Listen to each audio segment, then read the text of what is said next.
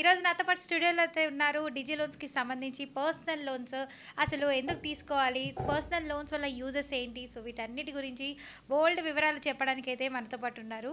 So, సార్‌నైతే మరిన్ని వివరాలైతే అడిగి తెలుసుకుందాం. నమస్తే అండి. నమస్తే మేడం. మీ పేరండి? నా పేరు చంటి అండి. చంటి గారు, సో మీరు ఎన్ని ఇయర్స్ నుంచి డిజి లోన్స్‌లో వర్క్ చేస్తున్నారు? నేను యాక్చువల్లీ అయితే 2021 సెప్టెంబర్లో జాయిన్ అయ్యండి డిజి లోన్స్. దానికంటే ప్రీవియస్గా నేను వేరే ఎన్బిఎఫ్స్లో వర్క్ చేస్తాను. నేను చిన్న ఒక ఎన్బిఎఫ్స్లో వర్క్ చేస్తాను. దాని నుంచి వేరే డిఎస్ఏకి వెళ్ళా. అక్కడ నుంచి నాకు రిఫర్ చేస్తే సునీల్ అనే పర్సన్ రిఫర్ చేశారు నన్ను ఇక్కడికి డిజి లోన్స్కి. వచ్చాక వెంకట్ సార్ తోటి ఇంటర్వ్యూ అయ్యింది, జాయిన్ అయిపోయినా. నేను 2021 సెప్టెంబర్లో జాయిన్ అయినా. యాక్చువల్లీ 4 ఇయర్స్, ఫోర్త్ ఇయర్ ఇది రన్నింగ్. ఓకే. సో అప్పుడు జాయిన్ అయ్యారు. సో ఎలా ఉంది అసలు మేనేజ్మెంట్ అంతా? సో కొత్తగా వర్క్ నేర్చుకోవాలి మళ్ళీ ఇక్కడికి వచ్చేసి. సో ఎలా ఉంది ఇక్కడ ఎన్విరాన్మెంట్? అంటే ఎన్విరాన్మెంట్ అంటే నేను ప్రీవియస్గా చేసిన ఆఫీస్లో సేమ్ వర్క్ పరంగా అయితే నాకు ఎలాంటి ప్రాబ్లం ఉండేది కాదు.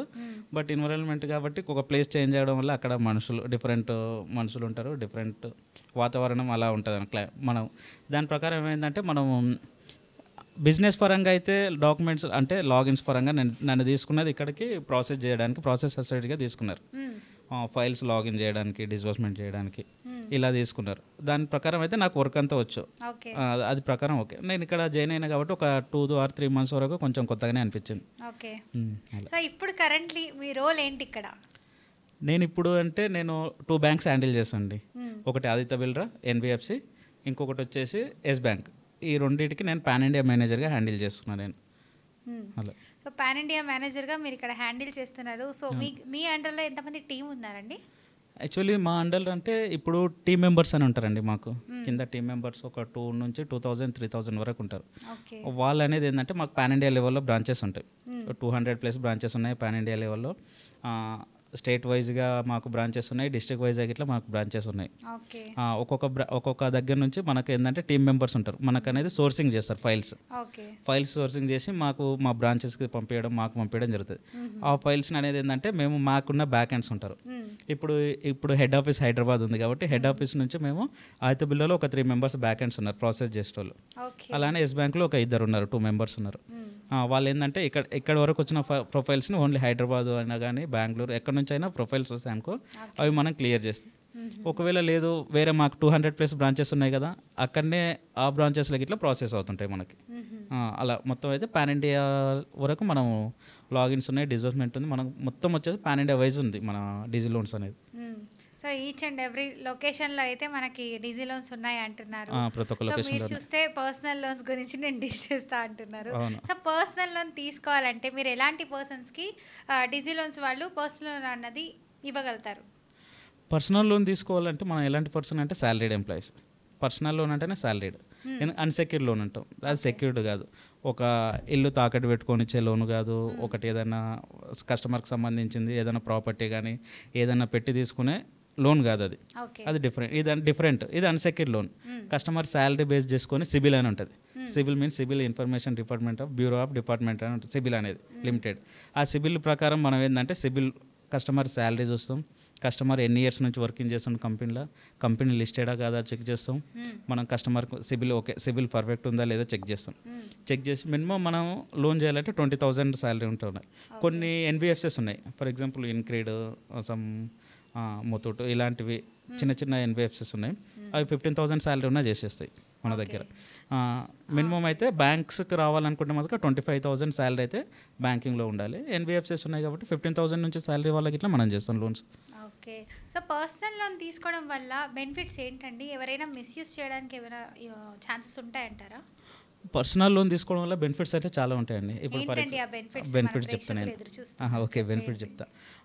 ఒక కస్టమర్కు పర్సనల్ లోన్కి వస్తాడు, తనకు requirement marriage purpose, sister marriage, brother marriage, దానికి అమౌంట్ అడ్జస్ట్ ఉండదు. లోన్కి వస్తారు, లోన్ తీసుకుంటారు.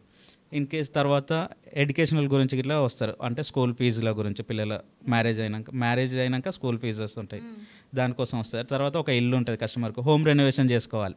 ఒక 2 lakhs అయితే నాకు హోమ్ రెనోవేషన్ అవుతుంది, ఇంట్లో ఫర్నిచర్ తీసుకోవచ్చు, అది ఉంటుంది. ఇంకొకటి హాలిడే ట్రిప్స్, కొత్తగా పెళ్ళైన వాళ్ళు హనీమూన్ ట్రిప్స్కి వెళ్ళాలనుకుంటారు, ఎక్కడికైనా వెళ్ళడానికి, ఫ్యామిలీ వీకెండ్ వెళ్ళడానికి పర్సనల్ లోన్ అనేది ఉంటుంది. దీంట్లో మిస్యూజ్ చేసుకునేవి ఉంటాయి.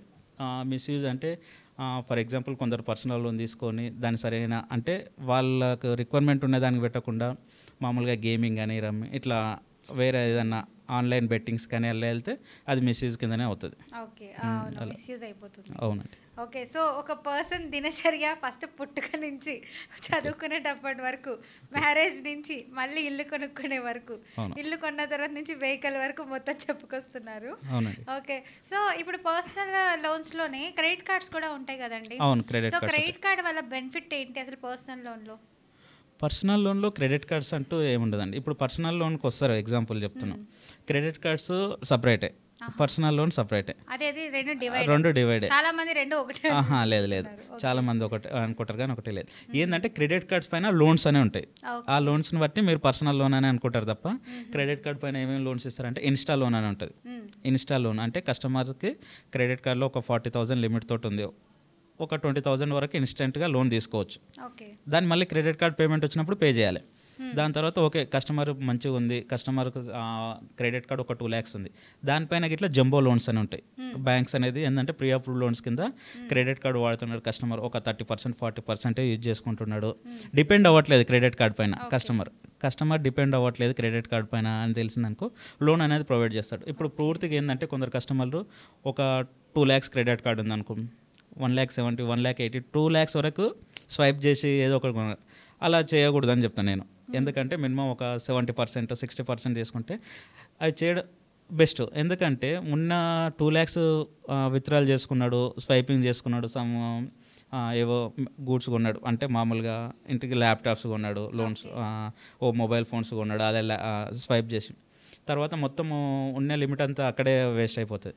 అప్పుడు ఏమవుతుందంటే కస్టమర్ సిబిల్ దృష్టిలో ఏమవుతుందంటే కస్టమర్ మొత్తం క్రెడిట్ కార్డ్ పైనే డిపెండ్ అవుతున్నాడు కాబట్టి కస్టమర్ ఓన్లీ క్రెడిట్ కార్డ్ పైన అవుతున్నాడు, ఇంకా ఏ అమౌంట్ ఇట్లా కస్టమర్కి లోన్స్ ఇట్లా అనేది ప్రొవైడ్ చేయకూడదని ఇట్లా అనుకుంటారు. ఇట్లా క్రెడిట్ కార్డ్స్ను యూజ్ చేసే పద్ధతిని బట్టి ఇట్లా మనం లోన్స్ అనేది పర్సనల్ లోన్స్ అనేది ప్రొవైడ్ చేస్తాం. అందుకని చాలా మందికి నేను చెప్పేది ఏంటంటే క్రెడిట్ కార్డ్స్ మటుక 50 to 60% వరకే పే అంటే వాడుకోవాలి, యూజ్ చేసుకోవాలి. దానివల్ల ఏమైందంటే సిబిల్ స్కోర్ ఇంక్రీజ్ అవుతుంది. ఇంకొకటి ఏంటంటే మనకు ఫస్ట్ క్రెడిట్ కార్డ్ వచ్చినప్పుడు 45 days అట్లా బిల్ డ్యూ సర్కిల్ ఉంటుంది. దాని తర్వాత ఏమవుతుందంటే నెక్స్ట్ మంత్ బిల్ పేమెంట్ చేస్తాం. ఒకవేళ 1 day గిట్లా మనం బిల్ గిట్లా పేమెంట్ డిలే అయిందనుకో క్రెడిట్ కార్డ్ పైన 35% పెనాల్టీ పడుతుంది. 35%.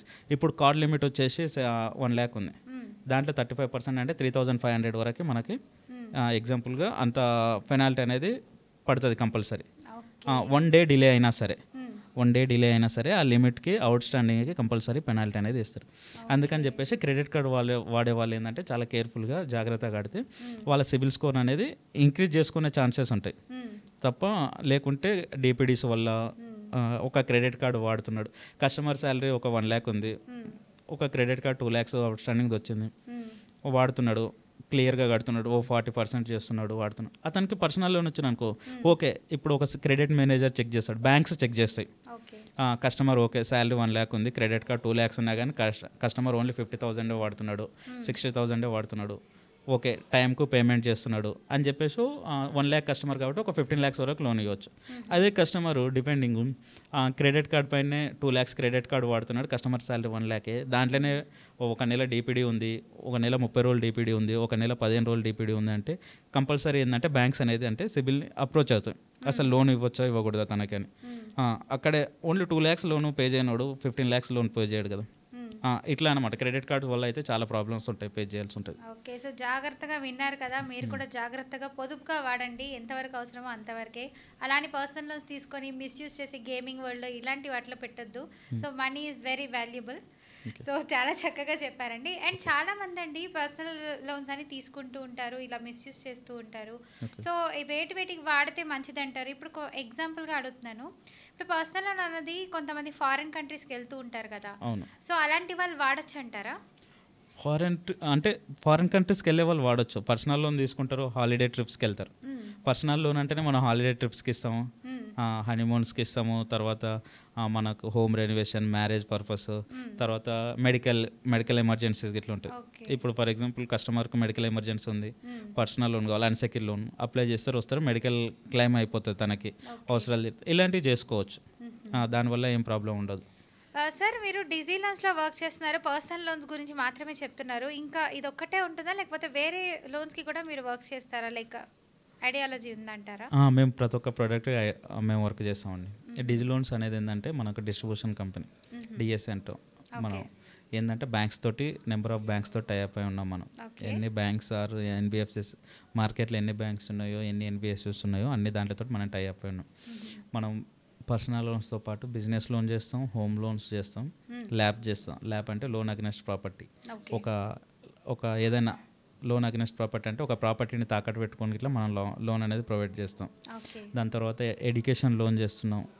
ఎడ్యుకేషన్ లోను తర్వాత గోల్డ్ లోను, కార్ లోన్ ఉంది. తర్వాత వచ్చేసి మనం క్రెడిట్ కార్డ్ చేస్తున్నాం, ఇన్సూరెన్స్ చేస్తున్నాం. ఇప్పుడు ప్రజెంట్గా అగ్రి లోన్స్ అవి ఇట్లా మనకు యాడ్ అయినాయి. మనం ఆల్ టైప్స్ ఆఫ్ లోన్ మార్కెట్లో ప్రతి ఒక్క లోన్ మన దగ్గర డిజి లోన్స్ అంటేనే ప్రతి ఒక్క లోన్ అని ప్రతి ఒక్కరికి గుర్తు రావాలి. అలా అని చెప్పేసి మనం ప్రతి ఒక్క లోన్స్ కానీ క్రెడిట్ కార్డ్స్ కానీ ఒక కస్టమర్ వచ్చిందంటే కంపల్సరీ తన డిజి లోన్స్కి వచ్చి అప్రోచ్ అయ్యాడంటే కంపల్సరీ తన సాటిస్ఫాక్షన్ అయ్యే వెళ్ళిపోతాడు. ఇది డిజి లోన్స్ కూతురు పెళ్ళి అని చెప్పి లేదంటే ఏదైనా కార్ తీసుకోవాలని లైఫ్ ఇన్సూరెన్స్ కోసం అని చెప్పి సో ఏ విధంగా వచ్చినా కూడా వాళ్ళు నో అనడానికి లేదు. మా దగ్గర ఇన్ని రిక్వైర్మెంట్స్ ఉన్నాయి, మీకు ఏది కావాలంటే అది తీసుకోండి అంటారు. అంటే కస్టమర్కి ఏం రిక్వైర్మెంట్ ఉందో ఆ రిక్వైర్మెంట్ మేము కంపల్సరీ డిజి లోన్స్ నుంచి ఫుల్ఫిల్ చేస్తాము. అట్లా కస్టమర్కి కారే కావాలనుకుంటే కార్ లోన్ ఇప్పిస్తాం. నెంబర్ ఆఫ్ బ్యాంక్స్ ఉన్నాయి మనకి. రేట్ ఆఫ్ ఇంట్రెస్ట్ తక్కువ చేస్తాం. మన త్రూ వచ్చాడు కాబట్టి బ్యాంక్స్ తోటి మాట్లాడతాం, ప్రాసెసింగ్ ఫీజులు తగ్గిస్తాం, రేట్ ఆఫ్ ఇంట్రెస్ట్ ఇట్లా తగ్గించి తీసుకుంటాం. తర్వాత వచ్చేసి ఇన్సూరెన్స్ ఉంటుంది, ఫ్యామిలీ హెల్త్ ఇన్సూరెన్స్, ఫ్యామిలీ కోసం హెల్త్ ఇన్సూరెన్స్ తీసుకుంటారు అది చెప్తాం మనం. లైఫ్ ఇన్సూరెన్స్ వాళ్ళ ఫ్యామిలీ కోసం. తర్వాత టర్మ్ ఇలాంటివి ఉంటాయి ఇన్సూరెన్సెస్. తర్వాత వచ్చేసి గోల్డ్ లోన్, గోల్డ్ గిట్లా పెట్టుకొని గిట్లా లోన్ ప్రొవైడ్ చేస్తారనమాట. మనకు బ్యాంక్స్ ఉన్నాయి, గోల్డ్ లోన్ చేసే బ్యాంక్స్ ఉన్నాయి, ఎడ్యుకేషన్ లోను చేసే బ్యాంక్స్ ఉన్నాయి, ఎన్బిఎఫ్సిస్ ఉన్నాయి. తర్వాత వచ్చేసి హోమ్ లోన్స్, మేజర్గా హోమ్ లోన్స్, ల్యాప్ ఇవన్నీ మనం అంటే ఒక ప్రొఫైల్ వచ్చిందంటే కంపల్సరీ మనం కస్టమర్ని ఫుల్ఫిల్ చేసి సాటిస్ఫైడ్ చేసి పంపిస్తాం మనం మన దగ్గరకు వచ్చింది. సో ఇప్పుడు మీరు చెప్పినట్టు ఇప్పుడు పర్సనల్ లోన్స్ కొంతమంది ఎగ్జాంపుల్ ఒక పర్సన్ మీ దగ్గర ఒక లోన్ తీసుకున్నారు, మళ్ళీ ఒక 6 months గ్యాప్లోనో లేకపోతే 1 year గ్యాప్ లోపల ఇంకొక లోన్ కూడా తీసుకోవాల్సిన అవసరం వస్తుంది. మరి అలాంటప్పుడు ఒకేసారి 2 లోన్స్ అన్నది తీసుకోవడానికి పాసిబిలిటీ ఉంటుందా? కంపల్సరీ పాసిబిలిటీ ఉంటుందండి. దాన్ని ఏమంటే మనం ఇప్పుడు ఫర్ ఎగ్జాంపుల్ నేను ఒక బ్యాంక్ నేమ్ యూజ్ చేస్తాను. ఇప్పుడు హెచ్డిఎఫ్సి ఉంది. హెచ్డిఎఫ్సిలో 3 months బ్యాక్ కస్టమర్ లోన్ తీసుకున్నాడు. కస్టమర్ ఎంతో కస్టమర్ శాలరీ ఒక 50,000 ఉంది, ఒక 10 lakhs తీసుకున్నాడు. ఫర్ ఎగ్జాంపుల్ 21,000 ఈఎంఐ వెళ్తుంది. 10 lakhsకి ఈఎంఐ వచ్చేసి 21,000. కస్టమర్ 3 months తర్వాత ఎమర్జెన్సీ వచ్చింది, మెడికల్ ఎమర్జెన్సీ అనుకుంది, ఒక 5 lakhs రిక్వైర్మెంట్ ఉంది. మనం అనేది ఏంటంటే టాప్అప్ చేస్తాం. టాప్అప్ చేసి అడిషనల్గా ఇప్పుడు పాత లోన్ ఏదైతే 10 lakhs ఉందో ఆ 10 lakhsని అడిషనల్గా చేసి ఇంకొక 5 lakhs అడిషనల్గా ఇస్తాం. 10 lakhs ప్లస్ 5 lakhs 15 lakhs అనేది మనం ప్రొవైడ్ చేస్తాం. అప్పుడు 15 lakhsకి ఒకటే ఈఎంఐ కింద కన్వర్ట్ అవుతుంది. అట్లా టాప్అప్ చేస్తాం. ఒకవేళ కస్టమర్కి లేదు, ఒక బ్యాంక్లో నాకు హెచ్డిఎఫ్సి బ్యాంక్ ఒక బ్యాంక్లో కస్టమర్కి రేట్ ఆఫ్ ఇంట్రెస్ట్ ఎక్కువ ఉంది, నాకు ఇక్కడ 14% ఉంది, నాకు వేరే బ్యాంక్ ఆఫర్ చేస్తాను 10%, 11% అనుకున్నాం అనుకో, దానికి ఇంట్రెస్ట్ తగ్గుతుంది. అప్పుడు ఏంటంటే ఈ బ్యాంక్ నుంచి అక్కడికి బ్యాలెన్స్ ట్రాన్స్ఫర్ చేస్తాం మనం. ఇక్కడ 10 lakhs తీసుకెళ్తాం ఈ బ్యాంక్ నుంచి, ఏ అనే బ్యాంక్ నుంచి 10 lakhs తీసుకెళ్ళి బి అనే బ్యాంక్లోకి మనం ప్రొవైడ్ చేస్తాం. అప్పుడు రేట్ ఆఫ్ ఇంట్రెస్ట్ అనేది అక్కడ కస్టమర్కి బెనిఫిట్స్ ఉంటుంది. ఇక్కడ 13 ఉన్నది ఇక్కడికి వచ్చేటానికి 11కి వస్తుంది. ఈ విధంగా ఇట్లా మనం 6 months ఆర్ 1 year అక్కడ ఆ బ్యాంక్ ఏదైతే బ్యాంక్ ఉందో ఆ బ్యాంక్ పీరియడ్ బట్టి ఎన్ని months వరకు వాళ్ళకు బీటీ యాక్సెప్టబుల్ ఉందో అప్పటి వరకు మనం బీటీ చేస్తాం. కొన్ని బ్యాంక్స్ వచ్చి 6 monthsలో చేసుకోవాలనుకుంటాయి, కొన్ని వచ్చేసి 1 year, మ్యాక్సిమం 1 year ఉంటాయి. ఇట్లా కస్టమర్కి అనేది బెనిఫిట్స్ ఉంటాయి. దాంతోపాటు కస్టమర్కి పార్షల్ పేమెంట్ ఆప్షన్స్ ఇట్లా ఉంటాయి. కొన్ని బ్యాంక్స్లలో పార్షల్ పేమెంట్ ఆప్షన్స్, ఫోర్క్లోజింగ్ ఛార్జెస్, కొన్ని 0 ఇస్తాయి, కొన్ని 4% ఇస్తాయి, కొన్ని 4+7 2+ GST ఇస్తాయి. డిఫరెంట్ అనమాట. కస్టమర్కి ఏంటంటే కస్టమర్కి ఏ విధంగా అయినా ఉపయోగపడేటట్టే మేము చేస్తాం తప్ప ఎలాంటి లాస్ అనేది ఏదైతే ఉండదు డిజి లోన్స్కి వస్తే. ఇప్పుడు బయట కొంచెం ఎలా అంటే కాంపిటీషన్ ఎక్కువైపోతుంది. అవును. సో ఇప్పుడు మనం పెట్టినటువంటి పర్సనల్ లోన్లీ ఇంకొకరు కంపెనీ కూడా పెడుతూ ఉంటారు మార్కెట్లో. సో అలాంటప్పుడు జనాలు మీ దగ్గరికి ఎందుకు వస్తున్నారు, అసలు ఏంటి సీక్రెట్? ఏం లేదండి. ఎందుకు వస్తున్నారంటే ఫస్ట్ ఆఫ్ ఆల్ మనం చేసేది ఏదైనా ఫైల్ ప్రాసెస్ మంచిగా ఉంటే ఎక్కడైనా వచ్చేస్తుంది. సర్వీస్ ఒక బయటికి మనం కంపేర్ చేసుకుంటే మన సర్వీస్ ఫాస్ట్ ఉంటుంది. ఒక కస్టమరు మన టీం మెంబర్ ఉన్నారు, తను ఎన్నో ఇబ్బందులు ఫేస్ చేసుకుంటాడు, ఎండలో తిరుగుతూ ఒక ఫైల్ సోర్స్ చేసుకొని వస్తాడు. తనకు మనం సర్వీస్ ఇచ్చామనుకో కంపల్సరీ టీం మెంబర్ మనకే ప్రొఫైల్ నెక్స్ట్ ప్రొఫైల్ ఇట్లా మనకే ఇచ్చే అవకాశాలు ఎక్కువ ఉంటాయి. దానివల్ల ఏంటంటే ఎప్పుడైనా నేను ఏం చెప్తాను అంటే సర్వీస్ ఒకటి ఇంపార్టెంట్. సర్వీస్ ఒకటి ఇస్తే మనకు బిజినెస్ అనేది ఆటోమేటిక్గా వెళ్ళిపోతుంది. ఓకే. సో మెయిన్లీ ఒక పర్సన్ అంత ప్రాబ్లం ఏదైనా ఫేస్ చేస్తున్నాడు, ఏదైనా ఉంది పర్సనల్ లోన్కి సంబంధించి మాకు ఇంత కావాలి అని చెప్పి ఎవరైతే అనుకుంటారో సో వాళ్ళకి ఫాస్ట్గా రిప్లై అనేది ఇస్తారు మీరు ఇక్కడ. అంతే, ఫైల్ అనేది ప్రాసెస్ చేస్తాం మనం, ఎందుకంటే బ్యాంక్స్తో టైప్ అయి ఉంటుంది. ఇప్పుడు ఒక ప్రొఫైల్ వచ్చింది, ఆ ప్రొఫైల్ ఎందులో సెట్ అవుతుంది, ఎందులో ఫిట్ అవుతుంది, అసలు కస్టమర్కి ప్రీవియస్ సంబంధించిన బ్యాక్గ్రౌండ్ వెరిఫికేషన్ అంతా చేసేస్తాం. తర్వాత వాడు ఓకే అవుతారా కాదా వాళ్ళ చూసుకుంటారు, నెక్స్ట్ ప్రాసెస్ చేసేస్తాం. ఓకే. సో ఇందాక మీరు చెప్పినట్టు సివిల్ అని చెప్పి అంటున్నారు. సో సివిల్ ఎంత ఎక్కువ ఉంటే బెనిఫిట్స్ ఉంటాయి, తక్కువ ఉంటే ఎలాంటి కాంప్లికేషన్స్ వస్తాయి, దీని గురించి కూడా కాస్త కంపల్సరీ. నేను సివిల్ అనేది చాలా ఇంపార్టెంట్ ఈ రోజు రేపట్లో, కంపల్సరీ మ్యాండేటరీ అయిపోయింది సివిల్. ఇంకా సివిల్ లేకుంటే ఇక వేస్ట్. ఎందుకంటే ప్రీవియస్ ఏంటంటే ఒకటి ఎగ్జాంపుల్ చెప్తా. మా ఫ్రెండ్ వాళ్ళ ఫాదర్ వాళ్ళకి అసలు ఏం లేకుండే. ఫర్ ఎగ్జాంపుల్ వాళ్ళ డాడీ ఒక 40,000 శాలరీ ఉండే, ఏం లేదు. ఎందుకంటే వాళ్ళకి అవగాహన లేదు. వాళ్ళ అబ్బాయి పెరిగాడు, పెద్దగా అయ్యాడు, జాబ్ చేస్తున్నాడు, దానికి సివిల్ గురించి అవగాహన ఉంది. అవగాహన వచ్చిన బట్టే వాళ్ళ ఇంట్లోకి ఫ్రిడ్జ్ వచ్చింది, టీవీ వచ్చింది, కార్ వచ్చింది. ఎందుకు సివిల్? ఎందుకంటే సివిల్ అనేది మెయిన్ పాత్ర పోషిస్తుంది లోన్స్లలో. అందుకని చెప్పేసి ఏంటంటే ఏదైనా సరే సిబిల్ అనేది ఇంపార్టెంట్. మనకేంటంటే ఇప్పుడు సిబిల్లో కొన్ని బ్యాంక్స్ వచ్చేసి 700, కొన్ని బ్యాంక్స్ వచ్చేసి 720 ఉంటాయి. సిబిల్లో ఒక 3 to 4 వెరైటీస్. ఎక్స్పీరియన్ అని ఉంటుంది, ట్రాన్స్ యూనియన్ అని ఉంటుంది, కొన్ని ఇలాంటి ఇట్లా సిబిల్ కొన్ని ఉంటాయి. ఈక్విటాస్ అని చెప్పేసి డిఫరెంట్ సిబిల్లో రకాలు ఇట్లా ఉంటాయి మనకి. అయితే దీంట్లో బేస్ చేసుకొని పర్సనల్ లోన్ స్కోర్ ఉంటుంది, సిబిల్ స్కోర్ అని ఉంటుంది. దాంట్లో 2 విధాలుగా ఉంటుంది. స్కోర్ మంచిగా ఉన్నది అనుకో ఆటోమేటిక్గా లోన్స్ వెళ్తాయి. కస్టమర్ ట్రాక్ చూస్తుంది సిబిల్. ఎప్పుడైతే బ్యాంకుకు ఒక కస్టమర్ వచ్చాడు అనుకో లోన్ కోసం, కంపల్సరీ బ్యాంక్ ఏం చేస్తే సిబిల్ని అప్రోచ్ అవుతుంది. ఈ పర్సన్కి మనం లోన్ ప్రొవైడ్ చేయొచ్చు అని. అప్పుడు సిబిల్ ఓపెన్ అవుతుంది, మనం చూసుకుంటాం సిబిల్లో. కస్టమర్ సిబిల్ ఓకే బాగుంది, కస్టమర్ ప్రీవియస్గా క్రెడిట్ కార్డులు తీసుకున్నట్టు క్లియర్ చేసినాడు, కస్టమర్కి హోమ్ లోన్ ఉంది, ఓకే క్లియర్గా డిపిడిసి ఏం అసలు ఒక చెక్ బౌన్స్ లేకుండా అమౌంట్ పే చేస్తున్నాడు, కస్టమర్కి ఇంకొక గోల్డ్ లోన్ ఉంది, తర్వాత అది ఉంది, ఓకే ఇది కస్టమర్ ప్రొఫైల్ మంచిగా ఉంది అంటే లోన్ ఇచ్చేస్తాం. ఒకవేళ ఇన్ కేస్ కస్టమర్ ప్రొఫైల్ బాగాలేదు, రిటర్న్ ఆఫ్ ఒక క్రెడిట్ కార్డ్ రిటర్న్ ఆఫ్ ఉంది, కానీ లైవ్ పిఎల్ ఉంది, ఒక క్రెడిట్ కార్డు వేరే బ్యాంక్ నుంచి ఏదో ప్రాబ్లం వల్ల రిటర్న్, అసలు అలాంటిదాన్ని మనం ఎంకరేజ్ చేయొద్దు. ఆ రిటర్న్ ఆఫ్లని సెటిల్మెంట్స్ అనేది అయితే ఎంకరేజ్ చేయదు, ఎందుకంటే కస్టమర్కి ఎప్పటికీ మంచిది కాదు అది. దానివల్ల ఏంటంటే ప్రాబ్లం కస్టమర్ ఫేస్ చేయాల్సి ఉంటుంది. ఇది సిబిల్ కంపల్సరీ అనేది ఇంపార్టెంట్, కంపల్సరీ. ఓకే. కొంతమందికి పే చేయాల్సిన కెపాసిటీ ఉంటుంది, సిబిల్ తక్కువ ఉంటుంది. సో అలాంటప్పుడు ఎలాంటి లైక్ ప్రాబ్లమ్స్ అయితే ఫేస్ చేస్తారు? పే చేయాల్సిన కెపాసిటీ ఉన్నప్పుడు సిబిల్ కంపల్సరీ తక్కువ ఉండదు. ఎందుకంటే నేను చెప్తా దానికి, అంటే కొన్ని తీసుకొని కట్టలేక కొన్ని ఆపేసి ఉంటారు, తర్వాత కొంచెం వాళ్ళు నార్మల్ అయిపోతారు, అంటే కట్టే పొజిషన్ వచ్చేస్తుంది, కానీ సిబిల్ అనేది ఆ టైం పీరియడ్లో తగ్గిపోద్ది కదా. సో అలాంటి కాంప్లికేషన్స్ ఎలా? ఓకే, ఇప్పుడు అర్థమైంది నాకు. ఇప్పుడు సిబిల్ కస్టమర్ ప్రీవియస్గా లోన్ తీసుకున్నప్పుడు అప్పుడు కస్టమర్కి కొంచెం పరిస్థితులు బాగాలేకను అమౌంట్ పే చేయలేకపోయిండు, అది అలానే పెండింగ్ పడుకుంటూ వస్తుంది. ఇప్పుడు వచ్చేటానికి కస్టమర్ ఓకే వెల్ అమౌంట్ ఉంది, మొత్తం అంత ఉంది.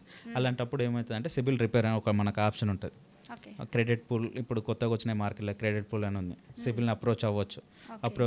నాకు పలానా బ్యాంక్స్లో ఇంత ఉంది, ఇట్లా అవుట్స్టాండింగ్ ఒక క్రెడిట్ కార్డ్ ఉంది 2 lakhs, అది ఓవర్డ్యూతో కలిపి మొత్తం అమౌంట్తో కలిపి ఒక 3 lakhs అయ్యింది. ఒక పర్సనల్ లోన్ ఉంది, ఒక 2 lakhs పర్సనల్ లోన్, ఒక 4 lakhs అయ్యింది అని మనం ఒక ఇట్లా వచ్చిందని కస్టమర్కి ఒక ఐడియా ఇస్తారు, అవేర్నెస్ వస్తుంది, మీకు ఇంత ఉంది ఇంత పే చేయాలని. అప్పుడు ఏమవుతుందంటే క్రెడిట్ మనం ఏంటంటే సిబిల్ని అప్రోచ్ అయ్యి సిబిల్తో రిపేర్ చేయించుకోవచ్చు మనం.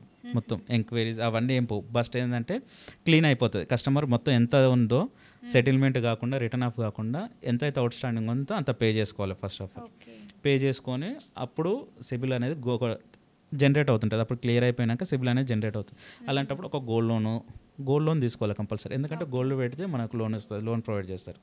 గోల్డ్ లోన్ తీసుకోవడం వల్ల సిబిల్ ఇంక్రీజ్ అవుతుంది 100%. ఎలా అండి? గోల్డ్ లోన్ అంటే ఏంటంటే మన దగ్గర ఉన్న గోల్డ్ని తీసుకెళ్ళి తాకట్టు పెడతాం. అలాంటప్పుడు గోల్డ్ లోన్ అనేది మనకు సిబిల్కి అటాచ్డ్ అయి ఉంటుంది. ఎట్లా గోల్డ్ లోన్ అనేది ఏంటంటే మనం పేమెంట్స్ చేస్తూనే ఉంటాం, దానివల్ల ఏంటంటే సిబిల్ అనేది తొందరగా ఇంక్రీజ్ అయ్యే ఛాన్సెస్ ఉంటుంది. దానివల్ల ఒక 6 months 3 or 6 మంత్స్లో మనకు సిబిల్ అనేది ఇంక్రీజ్ అయిపోతుంది, మళ్ళీ లోన్కి రావచ్చు. ఎందుకంటే అప్పటికి కస్టమర్ అన్ని పే చేసుకొని ఉంటాడు, దానివల్ల ఈజీ అయిపోతుంది, అప్పుడు రావచ్చు. పీరియడ్ ఆఫ్ టైం కూడా అయిపోతుంది, తీసుకోవడానికి పాసిబిలిటీ ఉంటుంది. తీసుకోవడానికి పాసిబిలిటీ.